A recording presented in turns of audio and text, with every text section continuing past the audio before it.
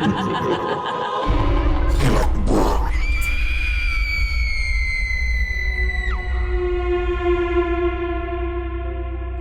evening po sa lahat ng bumubuo dito sa Hilakbot, lalong-lalo na sa inyo, Sir Red. Isa po ako sa mga blind supporters ninyo mula sa San Mateo, Rizal. Ang kwento ko pong ito ay nangyari way back 2014 sa isang training center sa Quezon City. Massage therapy po ang course na kinukuha ko sa training center na iyon that time. May teacher po ako na talagang naging close ko na rin po. Hindi nga lang inaasahan na destino siya sa ibang lugar. Iyon po yung dahilan kung bakit nagkakaroon po ako ng anxiety depression at dito rin po pala magsisimula ang isang kababalaghan na naganap sa buhay ko. Isang umaga iyon sa training center. Actually, hindi ko po alam kung paano talaga nagsimula pero ang eksena po ay ganito. Patungo na po kami ng mga kasamahan kong bulag sa kantin at sa hindi ko po malamang dahilan ay bigla na lang po akong napasigaw sa ngalan ng idol ko sa isang TV network. Itago na lamang po natin siya sa pangalang Derek Ramil. Basta't ang nasabi ko nga ay, "Derek Ramil, nasaan ka?" At pagkatapos ko pong isigaw yun, Sir Red, hindi na ako nakapagsalita pa. As in buong maghapon po iyon hanggang sa makarating po kami ni Mama sa albularyo. Dito po nalaman na sa garden po ng mismong training center ay sinasabing meron daw pong diwata na natuwa sa akin at gusto akong isama sa kanyang mundo. Ang ginawa ng albularyo ay pinahiran ako ng langis dito sa gawin ng aking lalamunan at pag-uwi po namin, nakapagsalita na ako agad pero hindi po ako aware sa sakit ko na anxiety depression. Nagsimula ko na rin pong marinig ang boses ni Derek Ramil at ng iba pang hinahangaan kong personalidad sa nasabing TV network na kanya din pong pinagtatrabahuhan. Dumating po sa punto na inakala ko na po nakasama ko si Derek Ramil sa mga check-ups ko. Pero nang nakarecover po ako ay doon ko na lang nalaman mula kina Mama na hallucinations lang po pala lahat ng boses na naririnig ko at hindi totoong si Derek Ramil ang nadinig ko nung isang araw. Narealize ko rin po na yun po yung fairy na natuwa sa akin at ginamit lang pala niya o ginaya ang boses ni Derek Ramil upang makuha ang aking tiwala. Nag-alay din po si Daddy ng pagkain sa garden ng training center base na rin sa mahigpit na ipinag-utos ng albularyo. Fast forward. Ngayon po ay nagme-maintenance medicine po ako para na rin makontra ang anxiety attack at hindi na rin po matulad noong 2019 at 2021. Pagka-recover ko po noong 2019, ilang buwan lang po ang lumipas ay na-meet ko na rin si Derek Ramil.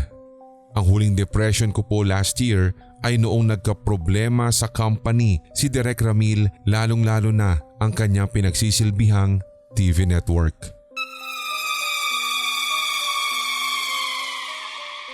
Itago niyo na lamang po ko sa pangalang Jerome. Ang aking unang ibabahagi ay way back 2004 sa bahay ng pinsan ko.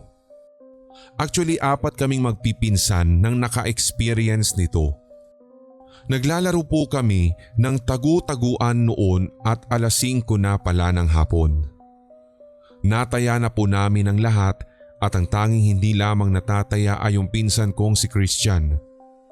Nung time na iyon pala ay tinulungan na nila akong maghanap kay Christian hanggang sa sabay-sabay na po namin siyang nakita sa itaas ng pader naglalakad.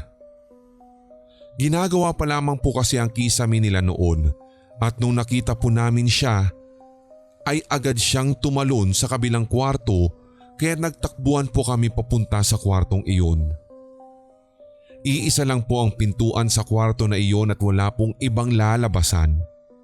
Hinalughog po namin maging ang mga cabinet at mga sulok na pwede pa niyang pagtaguan, pero katakataka po si Red na wala po talaga si Christian doon, kung kaya't lumabas kami ng kwarto nang may halong kaba at labis na pagtataka. Pinanindigan din po ko ng balahibo, lalong-lalo na kaming lahat nang nakita namin siyang pumasok ng bahay galing ng kusina na may hawak na isang plastic ng soft drinks. Nadagdagan ng hilakbot namin nang tanungin namin siya kung saan siya nanggaling at nang sabihin pa niyang, "Kanina pa ako nasa labas, sumama ako kay Ate Garrett, binilhan pa nga niya ako ng soft drinks oh." At doon na po talaga kami nilamon ng takot dahil napaka-imposible. Nakita talaga namin siya na tumutulay-tulay sa pader nila at tumalon sa kabilang kwarto. Kaya papaano na ganito ang nangyari? Halos hindi magkamayaw kung saan magtatakbuhan ang magpipinsan, lalong-lalo na ako. Basta't ang nasa isipan ko ng oras na iyon ay lumabas sa ginagawa nilang bahay at hindi na kami naglaro pa ng tagu-taguan sa lugar na iyon. Ito naman pong second story ko ay tungkol din sa doppelganger, pero this time malapitan na po namin nakita at hindi lamang yan si Red, nakausap pa namin. 2008 iyon, naggigitara po kami ng kaibigan kong si Lolong bandang 6:00 ng gabi nang maisipan po namin na puntahan ng isa naming kaibigan na si Ondoy. Nung kami po ay nakarating na sa bahay nila, tinawag po namin ito at nagtataka kami dahil naka-switch off lahat ng ilaw nila at tanging kapatid niyang si CJ ang nasa balkonahe. So tinawag po namin ang kanyang kapatid para ipagtanong kung nasaan ang kanyang kuya. Si CJ po noon ay naka-diaper at walang ibang suot kundi yun lang talaga. Nagtaka po kami dahil umalis po ito sa grills ng gate nila at parang nang aasar nang umiti sa amin. So sa inis ko po, sinabihan ko po ito na babatuhin ko siya ng tsinelas pag hindi niya tinawag ang kuya niya. Hanggang sa nagulat na lang kami nang bigla po itong tumalon paatras ng napakabilis at bigla po itong tumakbo at nawala. Nagkatinginan po kami ng kaibigan kong si Lolong at sabay po namin nasabi, "Oo nga pala no, wala si Ondoy dito. Nagbabakasyon sa Bohol."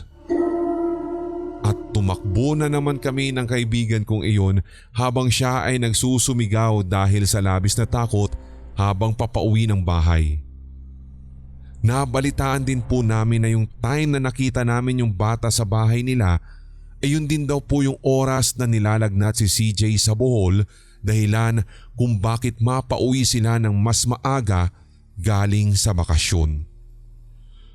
Maraming salamat Sir Red sa pagbabahagi ng kwento kong ito kung sakaling nasama man sa isang compilation.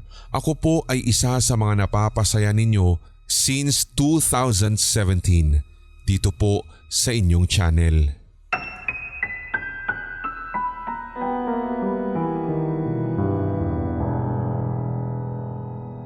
Itago niyo na lamang po ko sa pangalang Sol. 3 taon na po ang nakalilipas nang maganap po ang aking ikikwento.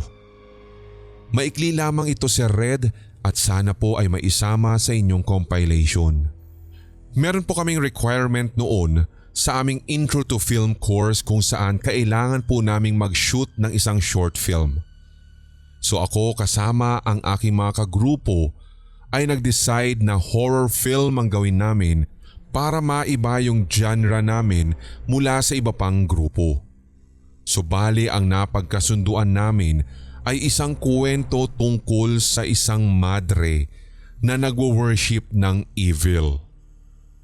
So in order to make the film look organic, nag-agree ang lahat na sa isang totoong church i-shoot ang film.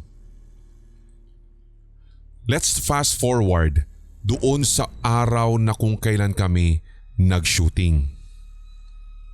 Umaga pa lang, sinimulan na naming mag-shoot para matapos na lahat ang mga outdoor na mga scenes na kung saan ito ay nagre-require ng daytime o daylight. Everything seemed normal naman. Wala naman din yung feel na nakakatakot or eerie ganyan, as in normal lang lahat hanggang sa pumatak ang 10:00 ng gabi na kinakailangan na naming mag-shoot sa loob ng mismong church.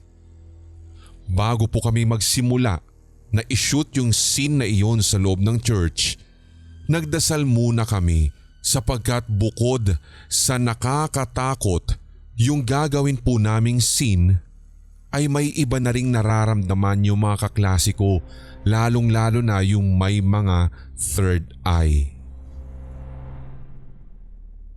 Pumesto kami sa aisle ng simbahan, which is sa pinakagitna. Nakapabilog kami at magkakahawak-hawak ng kamay na nagdasal nung oras na yun. So habang kami po ay nagdarasal, napansin namin ng katabi ko na nakatingin sa pagitan namin yung isa naming kaklase na may third eye. Sobrang namumutla na siya, habang kami naman ng katabi ko, nararamdaman namin na parang bumibigat yung balikat namin, kaya humigpit na yung hawak niya sa kamay ko. Natatakot na kami, pero pinili po namin na tapusin ang pagdarasal na as if wala kami pong nararamdaman na kakaiba. So nung natapos na ang prayer, proceed na kami sa kanya-kanya naming task at dun na nagtanong yung kaklase naming may third eye sa iba pa naming mga kasama na may third eye din kung nakita din daw ba nila yung nakita niya habang nagpe-pray kami. Sumagot sila na nakita nga din daw nila. Kwento nila sa aming mga walang third eye ang eksaktong deskripsyon at itsura at ang sabi nila, may mga sumasama sa amin na magdasal. So namutla na kami at sobrang kinilabutan nung sinabi nila yun, lalo nung dinescribe nila yung nakita nila na sumasama sa amin. At base sa description nila, nasa pagitan daw namin ito ng katabi ko. Babae na nakatahi ang bibig pero kitang-kita namang nakangiti. Kung tama ang pagkakatanda ko sa senaryo, bukod daw doon sa babaeng may tahi ang bibig, meron pang isang sumama sa amin na nagdasal pero hindi na dinescribe ang itsura niya, tapos meron ding iba pa daw na nasa loob lang, palakad-lakad, at yung iba pa nga daw po ay parang gumagapang pa sa kisame. Iyon yung naging signal namin para wag nang ituloy ang shoot sa loob ng church, kaya lumabas na kami at humanap na lang ng ibang lugar sa labas kung saan pwedeng gawin yung scene. So kahit takot na kami, sinubukan pa rin naming tapusin ang shooting. At pagsapit ng 12:00 ng hating gabi, nag-decide na kaming umuwi. Sumakay na kaming lahat sa inarkila naming van at isa-isa naming hinatid lahat ng nakasama namin sa shoot. Isa sa mga naunang maihatid ay yung isa sa mga kasama naming may third eye. Hindi nagtagal after niyang makababa ng van, nag-text pa po siya sa aming mga kasama at ang sabi niya, may sumama din daw sa amin pauwi at nasa loob yun ng mismong van na inarkila namin.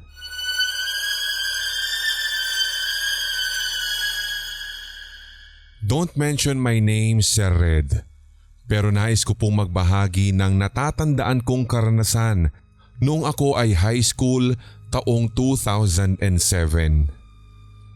Magpa-practice po sana kami para sa aming theater play, kung kaya't napagdesisyonan ng aming grupo na binubuo ng 6 na katao na magtungo sa isang pribadong resort ng aming kasama sa grupo na tawagin na lamang natin sa ngalang Julina.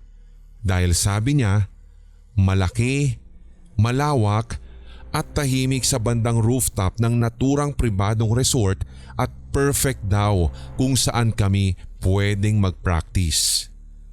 So hindi na po kami nag-atubili Sir Red at nagdalawang isip kung kaya't sama-sama kaming nagtungo doon. Kagigising nga lang din po ni Julina nang dumating kami. So pumunta kami sa resort na katabi lang ng bahay nila. Pagkatapos ay umakyat na kami sa hagdan para matungo namin ang sinasabi niyang rooftop, pero very unfortunate sapagkat nakakandado ang rehas na gate at nalimutan ni Julina na dalhin ang susi dahil nga kagigising lamang niya at pupungas-pungas pa nga siya nung time na iyon. Kaya sinabi niya na kukunin niya muna ang susi at hintay na lamang daw namin siya doon. So wala pa nga pong ilang segundo Sir Red nang magtungo o umuwi si Julina para kunin ang susi. Wala po talagang intro. As in nakita ko po ang isang maitim na bata na sumisilip sa kaliwang solidong rehas. As in yung mukha po talaga niya ang una kong nakita na animoy grinasahan. Yung sinasabi kong kaliwang solidong rehas ay kung saan ka liliko papunta sa ikalawang hanay ng hagdanan, pero hindi ko na rin po masyadong makita yung talagang pinakadetalye ng mukha ng batang iyon dahil bukod nga sa para siyang nagrasahan at ubod ng itim, bukod pa sa medyo may kalayuan din talaga siya sa kinatatayuan at kung saan kami iniwanan ni Julina. Dahil sa ilakbot ko Sir Red, agad ay nabulalas kong, "May bata oh!" Habang nag-react naman yung isa kong kasama na baka dito daw sila nakatira at marapat na tanungin namin kung meron din daw ba silang susi para makapasok kami. Nang sinabi kong huwag lalapitan dahil natatakot ako, nagtawanan lamang ang mga kasama ko. Kung kaya't nagtungo siya doon sa kaliwang rehas para sipatin yung sinasabi kong bata. Pero nang pagkakataon na lumalapit na ang kasamahan ko Sir Red, para pong tumakas at tumakbo papalayo yung batang yun. Ni hindi ko man lang nga nadinig yung yapak ng batang tumatakbo papalayo. Matapos sipatin ng kasama ko at makumpirmang wala ngang sumisilip na bata doon, bigla po kaming nilamon ng katahimikan. Hanggang sa napagdesisyonan ko na lang na sabihing, joke lang, para hindi na rin po sila matakot at taasan ng tensyon. Nagalit sila dahil honestly, natakot sila sa quote-unquote biro ko dahil hindi nila nakita yung tinuturo ko kanina. Sinabi nilang parang totoo daw yung sinasabi ko hanggang sa dumating na nga sina Julina saka sinusian ng kandado at tuluyan na kaming nakaakyat sa rooftop. Doon nga'y may 3 hanay ng hagdanan. Bawat palapag, kakikitaan mo ng Santo Niño. Hindi ko na lang tinanong kung bakit, pero sa loob-loob ko, alam ko na. So lahat ay nag-practice nang walang anuman na problema at naging smooth flowing Sir Red. Nang mapagkasunduan po namin na mag-break muna, agad-agad ay hinila ako ni Julina sa gilid at sinabi niyang, "Alam kong hindi ka nagbibiro." Tapos ang sabi ko naman, "Aha?" Sumagot siya sa akin ng, "Sinabi sa atin ng mga kasama natin yung nakita mo kanina. Pero totoo, nakikita ko rin yung batang iyon dito. Alam mo kasi, bago pa man maibenta ang lupang ito sa aking mga magulang, ang lugar na ito ay isang apartment complex. At alam mo rin ba yung pool na yan na nasa kaliwa? Dati may nakatayo dyan na 3-story na gusali tulad nitong kinatatapakan natin. Pero nasunog yun. Huwag mo na lang sabihin sa mga kasama natin ha. Pero maraming namatay dahil naipit sila at hindi nakalabas. Yun na rin yung dahilan kung bakit pinatibag at sinira lahat yung alaala nilang iyon. Nakakatakot man yung lugar na ito pero syempre, binenta naman ng murang halaga sa mga magulang ko kaya so be it. Kaya kung ano man ang nakita mo kanina, Naniniwala ako sa'yo pero huwag mo na lang ipagsabi. Yan din ang dahilan kung bakit may mga sagradong figura sa buong lugar na ito. Nang malaman ko ang katotohanan mula kina Julina, hindi na lamang ako nagsalita pa tungkol sa nakita ko kanina para hindi na rin ako mabalikan o kaya naman ay the worst ay sumama pa iyon sa akin sa aming bahay. Pero awa ng Diyos, nagpatay mali siya na lamang kami ni Julina na as if nothing happened at nagpatuloy ang aming practice. Na mga sumunod nga na pagkakataon na naging kagrupo ko muli si Julina at sa tuwing sinasuggest niya na doon muli kami mag-practice, kinukontra ko na siya. Ayaw ko nang bumalik sa lugar nilang iyon.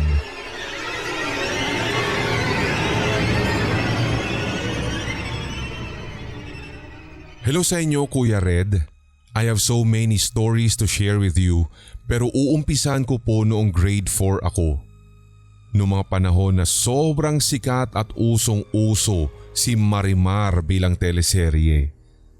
Paborito talaga namin ng pamilya ko na panoorin iyon at noon wala kaming TV at nakikinood lamang po sa kapitbahay na half kilometers ang layo sa bahay namin. So since paborito talaga namin iyon, wala po kaming pinalalagpas na episode. Isang gabi nang nagyaya ng umuwi ang kapatid kong lalaki kahit hindi pa tapos ang teleserye, sa hindi ko malamang reason, sumama na lang ako kasi wala din naman akong kasamang umuwi sa bahay since si nanay ay hindi din po nanood nung time na iyon. Nagtataka talaga kami ng kapatid ko dahil napakatahimik at sobrang dilim ng gabing iyon. Sanay na po ako na laging nauuna na maglakad sa kapatid ko pero ramdam ko po ng sandaling iyon na parang may mali. Biglang umihip ang malakas na hangin kaya napatigil ako sa mismong malaking puno ng kamatsili. So paglingon ko, napakapit ako sa kapatid ko. Ang ganda, sobrang ganda. Ang buhok ay sobrang haba, ang mukha ay sobrang maaliwalas at pagtingin ko sa katawan, doon na lang ako napahagulgol, napaatras at kulang na lang ay sumigaw. Paano ba naman kasi Sir Red? Tinawag ko ang kapatid ko na iniwan na pala ako sa puno ng kamatsili. Napatingin ako doon sa nakita kong nilalang na kanina ay sobrang ganda at kung paano ko dinescribe ng positibo na bigla-bigla ay napalitan na lang ng pagkatakot. Paano ba naman kasi nakita ko ang kanyang mga paa na parang sa hayop. Ngumiti ang nilalang na iyon at sobrang bilis na tumakbo sa malaking puno naman ng mangga na malapit sa sapa. So ako naman nagtungo sa malapit naming kapitbahay since sa bandang likuran ko lamang iyon. Grabing takot ang naramdaman ko. Doon mismo ako sa lababo umiyak ng umiyak sa labis na ilakbot at kitang-kita nila na nanginginig ang aking kalamnan. Doon mismo nakita ng kapitbahay namin na kauuwi lang galing sa panonood ng Marimar. Siya mismo ang naghatid sa akin sa bahay. Kinaumagahan, ang daming tanong sa akin at dun ko na lang nalaman na kahit ang mga magulang ko ay minsan na rin palang nakakarinig ng kalandag ng kabayo tuwing 12:00 ng hating gabi. Hanggang ngayon Kuya Red ay hindi ako lubos makapaniwala na minsan sa buhay ko nakakita ako ng tikbalang.